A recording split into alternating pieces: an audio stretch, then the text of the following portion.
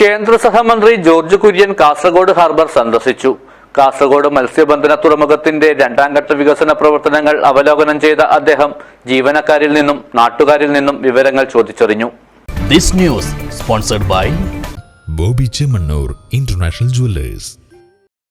കേന്ദ്ര ഫിഷറീസ് ന്യൂനപക്ഷ ക്ഷേമകാര്യ സഹമന്ത്രി ജോർജ് കുര്യൻ കാസർഗോഡ് ഹാർബർ സന്ദർശിച്ചു. പ്രധാനമന്ത്രി മത്സ്യസമ്പദ് യോജന പദ്ധതിയുടെ ഭാഗമായുള്ള കാസർഗോഡ് മത്സ്യബന്ധന തുറമുഖത്തിന്റെ രണ്ടാം ഘട്ട വികസന പ്രവർത്തനങ്ങൾ അവലോകനം ചെയ്തു. പ്രവൃത്തി പുരോഗമിക്കുന്ന പ്രദേശങ്ങൾ സന്ദർശിച്ച് ജീവനക്കാരിൽ നിന്നും നാട്ടുകാരിൽ നിന്നും അദ്ദേഹം വിവരങ്ങൾ ചോദിച്ചറിഞ്ഞു. Harbour engineering executive engineer K Rupesh, assistant executive engineer K Babumon, assistant engineer M Rajeevan, fisheries deputy director K Labeeb, fisheries extension officer Chandana Dinakaran തുടങ്ങിയവർ അദ്ദേഹത്തോടൊപ്പം ഉണ്ടായിരുന്നു. പ്രധാനമന്ത്രി മത്സ്യസമ്പദ് യോജന പദ്ധതിയുടെ ഭാഗമായുള്ള കാസർഗോഡ് മത്സ്യബന്ധന തുറമുഖത്തിന്റെ രണ്ടാം ഘട്ട വികസന പ്രവർത്തനങ്ങൾ ഇതിനോടകം 75% പൂർത്തിയായി. 70.53 കോടി രൂപയുടെ വികസന പദ്ധതിക്കായി ഇതുവരെ 51.63 കോടി രൂപ ചെലവഴിച്ചു.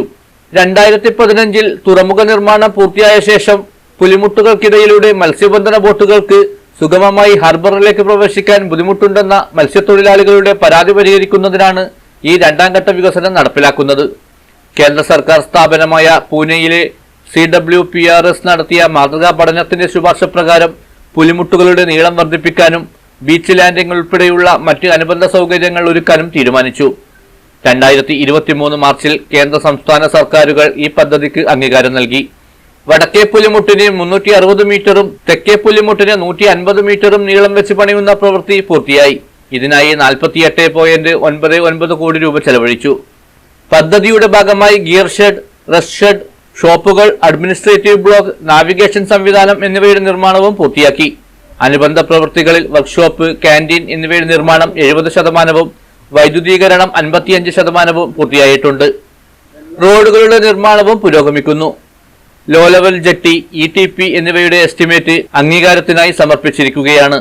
News bureau, Kasaragod.